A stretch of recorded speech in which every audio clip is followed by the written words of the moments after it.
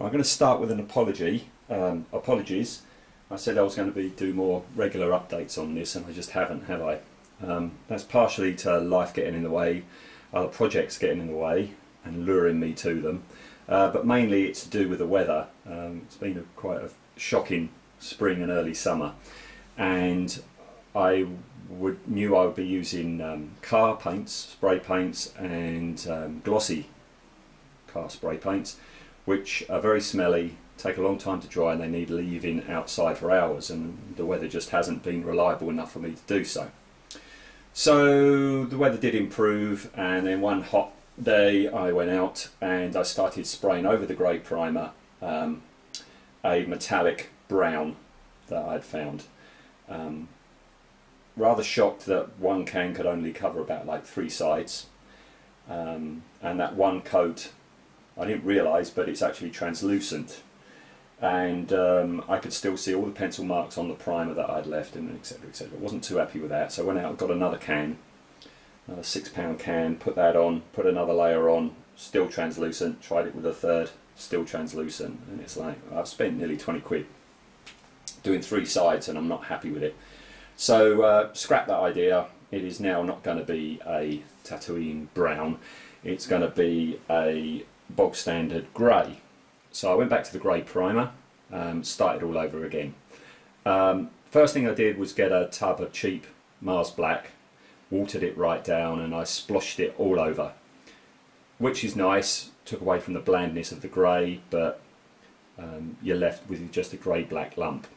So what I did next was went off to the range, and I got these 2 colours, burnt umber and raw umber, and I know from my Sand Trooper costume that these are pretty darn good at giving earthy weathering effects. And what I did was I mixed up on a paper plate, I just splodged them out on a paper plate, both colours, dipped my brush in it, dipped it in water, and then I just sploshed it around and just kept moving and moving and moving, trying to keep the paint wet at all times, sometimes dabbing it off with a bit of towel, other times just letting it dry naturally. It was a very warm day, and I could actually see it starting to dry, so if I liked an effect I left it, if I didn't like it I just splashed on another bit of paint and kept going.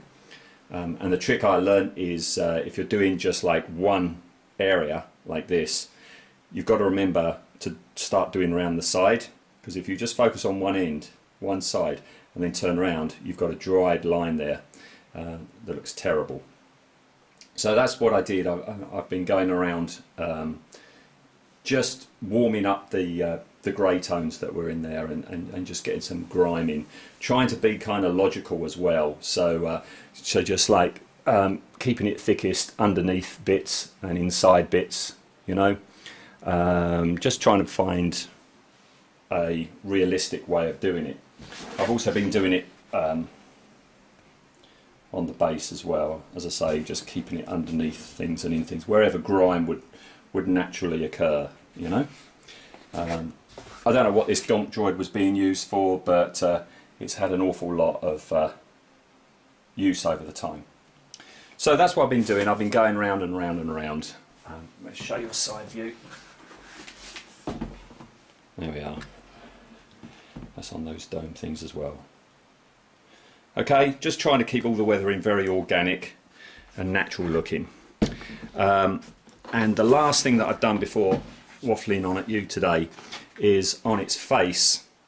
I've just been going in with some metallic paint and just doing a bit of dry brushing on edges here and there for wear and tear. Okay, so yeah, that's his face there like that. Next step is to start actually putting sand on it.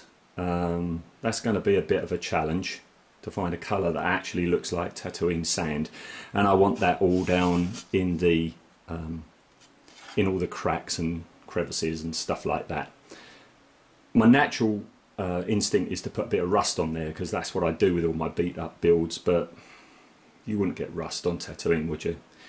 But I'm going to have a play around with colours and that, and I will get back to you hopefully soon when I've done that, and that will be the last real bit of work before it's finished.